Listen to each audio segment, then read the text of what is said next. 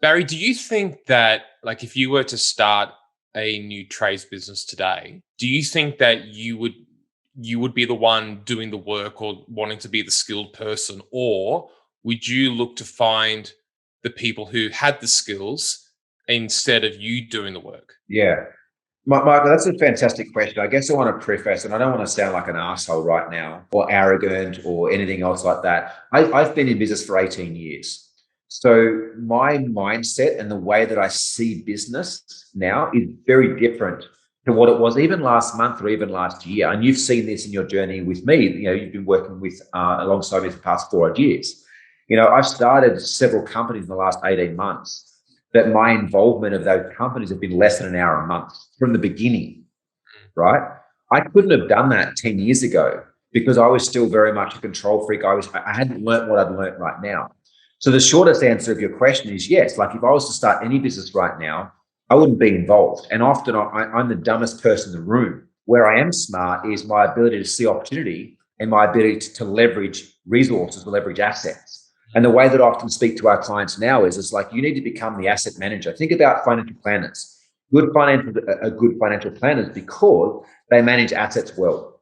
They move your assets or move your money between asset classes to ensure that regardless of what the market's doing, you're making money. Now, I think that's the kind of same mentality or attitude I believe we should have business owners, right? Regardless of whether we're faced with COVID or financial crises or lockdowns, there is still opportunities to make money. There's still opportunities to move assets. But are you able to see them? Or are you too stuck on the tools, being narrow focused on just getting this one job done, or just keeping this one client happy, or just invoicing this one job, just making this one amount of money? Or are you able to actually disassociate yourself, step out and see things in a bigger picture? Now, that only comes with time. That only comes with experience, and that only comes through fucking up and making mistakes. I'm not here because I've got everything perfect. Quite the opposite. I've probably made more mistakes than most people. But through those mistakes, I've become less emotionally attached to the feedback. For so long, I got feedback and it was personal. It's like, I'm not worthy, right? I'm not good enough. That was what was happening at an unconscious level, which caused me to control things more. Mm. But the reality is right now, like I realize the mistakes that my companies make or my employees make, they're not personal. That doesn't mean that I'm a less of a person, I'm less worthy, I'm not loved, or I'm not safe, or I don't belong. They're simply feedback to go, shit, like we don't have a process in place for that. That's why that thing happened. Mm. How do we put a process in place? And the cool thing about that is your team starts to become empowered to do that without you as a business owner. But that can't happen if you're so driven by perfectionism and getting everything right. I'm reminded by, like, the very first chapter of the Path to Freedom book, which is available as a free download. If you're listening to this episode, make sure you follow the link and get your free copy today. But the first chapter is about vision. And in other episodes, we actually have spoken about why vision is particularly important. And thinking about, like, if you're the most skilled in your business, how do you stop doing the work? I guess the question is, do you want to stop? Like, do you actually want to stop doing the work? Because I'm astounded sometimes where I speak to people and some of them actually are totally cool. Like they want to do the work. They actually want to. And you know what? That's cool.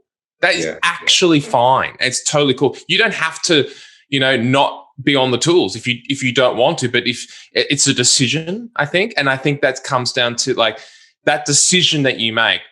If you want to stop or you don't want to stop. Yeah. It's a really interesting point that you placed, Mike. And what I'll say is this, like we as a company, the Tradie Business School or through the Game Changers program, we are outstanding at helping our clients build businesses that can work without them profitably, right? And I honestly believe that should be the core goal of every entrepreneur, because before we get there, we've just got a job and it's super high risk. If we get taken out, we fall off a ladder, something happens, our family member gets ill or sick, we've got to look after them. We've seen that happen before.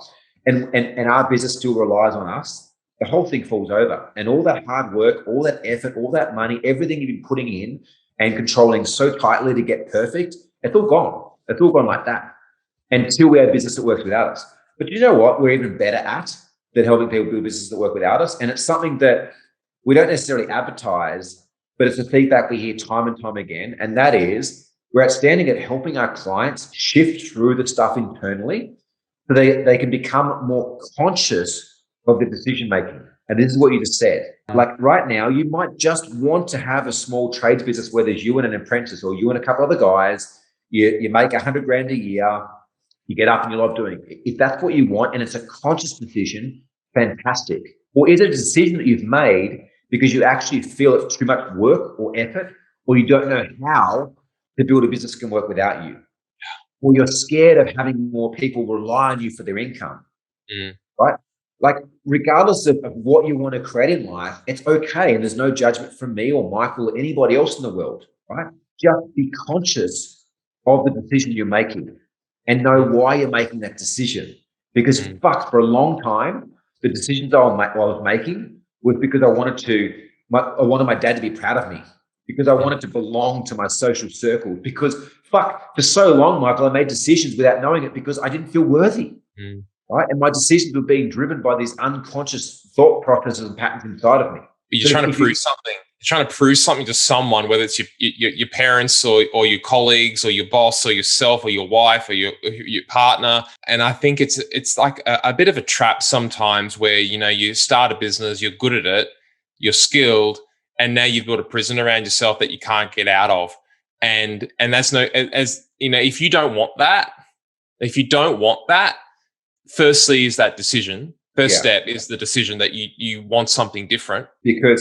Because our decisions then drive our actions, which equal our outcomes. But understand that what drives our decisions most of the time, and hopefully this conversation will shift that, is our beliefs or our unconscious identity, the way we identify with ourselves. And if we're not conscious of it, those beliefs, right, that we've created a long, long time ago are causing us to create decisions that then create actions, that then create outcomes we don't want.